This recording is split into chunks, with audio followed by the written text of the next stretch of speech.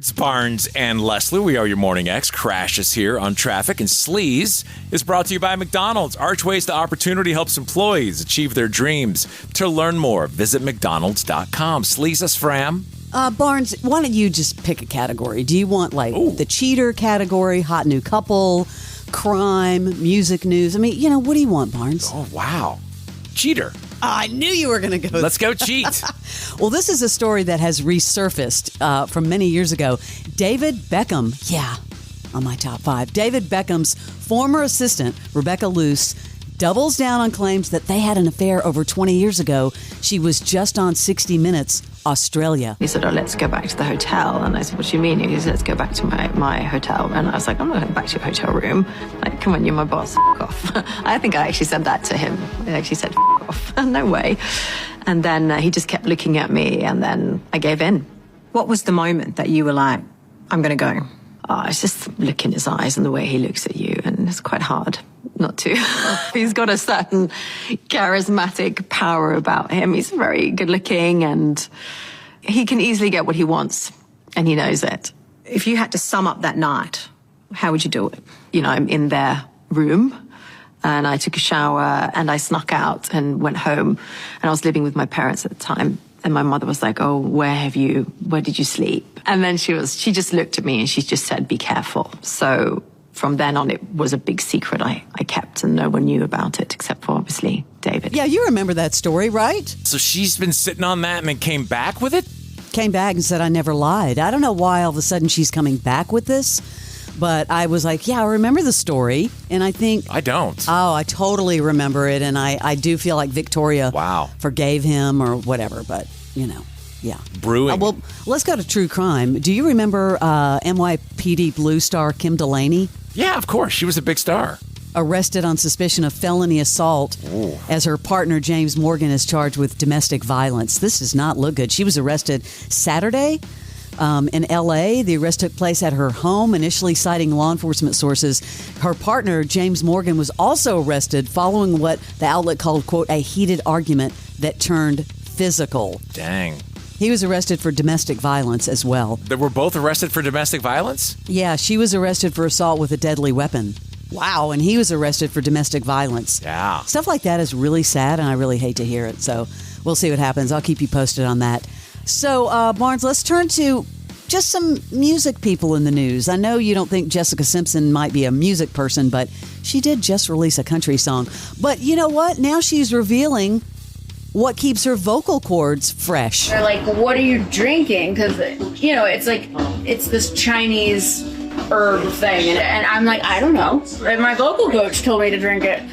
And they Googled the ingredients and snake sperm. No, is it tea? It's like a honey. So if you want a good vocal, you got to drink snake sperm. What has happened? She doesn't look the same. She doesn't look the same. These women and men who are disappearing from the scene, and they're getting with some manager or someone's telling them to morph themselves. She's lost a lot of weight, and she's a beautiful woman. I'm just saying, it's so extreme. The plastics that they're inserting in their faces make them not look the... Nikki Glaser, go look at previous pictures of her. Did you see where she showed, they show the before and after of her? Yes. And she doesn't care. She talks about it. But I don't know why you would want to make yourself look unrecognizable. I guess if that makes you feel good, okay. But do you think that looks great when you blow your lips up so big you can't speak? And you see the comments from fans and just people on social media. I know. It's weird. Now, Will Pendarvis just went to this show. Speaking of weird, Will Pendarvis. This actually, I wish I could have been there, magical, because I was a huge fan of the movie Garden State, an even bigger fan of the soundtrack, and Zach Braff pulled it off. Of course, he was the writer, director, and, soundtrack producer for the Garden State. Barnes, he brought everybody back together at the Greek Theater in Los Angeles. It was a fundraiser, and then he brought out, as a surprise, Natalie Portman. My dream that Natalie Portman would be able to be here tonight, but she lives in Paris. So it wasn't exactly feasible for Natalie to be able... Dreams come true, and sidecars are for bitches. Natalie, thank you so much for being here and for saying yes 20 years ago to being Sam. You think I was gonna miss this special night? No way. These incredible artists have never played together on the same stage, and who knows if it'll ever happen again. Most importantly, all of the proceeds from tonight go to LA's very own Midnight Mission, which has been helping those in need in Los Angeles for 111 years. Also performing, as you know, the Shins, big part of that soundtrack. Iron and Wine, Colin Hay, Frou Frou, Thievery Corporation, Remy Zero, and more. And guess what? You can now stream it starting April 6th on Veeps. Crazy story about the Hogans. You remember Linda Hogan, Hulk Hogan, the whole family, and then you hadn't heard from them in a while. Well, all of a sudden, Linda breaking down on social media, tearfully saying, my family's in the worst mess. She gets on the camera and has all these bruises on her face that she's referring to getting Botox. And it looks like someone has punched her, but it does look like that. But then you think, well, maybe it was some sort of plastic surgery. Very, very sad acting out. I'm okay with most things, but today something hit. I don't know what hit, but I look terrible because I've been crying. It's been 15 or longer years since I left Hulk Hogan, and my family is in the worst mess. Brooke doesn't talk to us. She's had twins. She got married. She didn't tell us. She had twins. She didn't tell us. She had a huge fight with Terry. I don't know how that reflected onto me, but she cut me out too. I haven't talked to her for 7 years, almost 8 years now. I have to be honest about what I went through in my marriage with Terry as Hulk Hogan, and he's a complete liar. He is a sex addict, yet he marches on. I've given him more opportunities to come back and make us a family and try to, I'm sorry, it's so sad. And it's been 20 years and I'm still this sad. Somebody please explain that. Well, he explained it when he left. Well, why would you want him back? Right. He's got his own issues. If he's a liar and a sex addict, why would you want him back? Man, that is sad. Well, now Brooke is speaking out, and I feel really sad for Brooke. I met her many years ago, really sweet. Quote, I try very hard to ignore issues surrounding my family in hopes I might have peace in my life. What does that tell you? She did say that her mom has had a lot of drama. Quote, but you can control how you treat others and cope with things.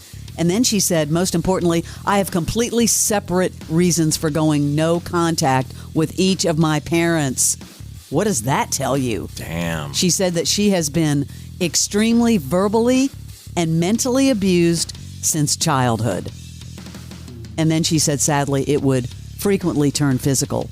Wow. It's pretty sad what was going on. Of course, the executives took advantage of it early on and made that reality show. They knew they were sitting on just a troubled household. Why does this always happen with reality shows and the aftermath? I know. Hey, Billy Corgan got really intense with Corey Feldman. Billy has that podcast, called The Magnificent Ones. Well, Corey Feldman claims, this is crazy, that he was kicked out of the movie What's Eating Gilbert Grape by Johnny Depp. What's Eating Gilbert Grape? Okay. So I was actually cast to play Leonardo DiCaprio's role. Okay. I never saw the film because I'm still bitter leaf in that one. But yes, I was originally cast for that role. Did they push you out or? Johnny Depp. He was cast after I was, and apparently whispered into the producer's ear that he wasn't fond of me and thought that I was... Was there a reason he wasn't fond of you? Yeah, he said I was a junkie and that he didn't work with junkies. And this is the first time I remember ever telling this story, so I'm sure I'm going to get hung by this one. But yeah, anyway. Were you using drugs or...? No, I was sober. I'd just gotten sober. I'd just gotten out of rehab. I'd turned my life around. And in fact, was trying to help River at the time. Right.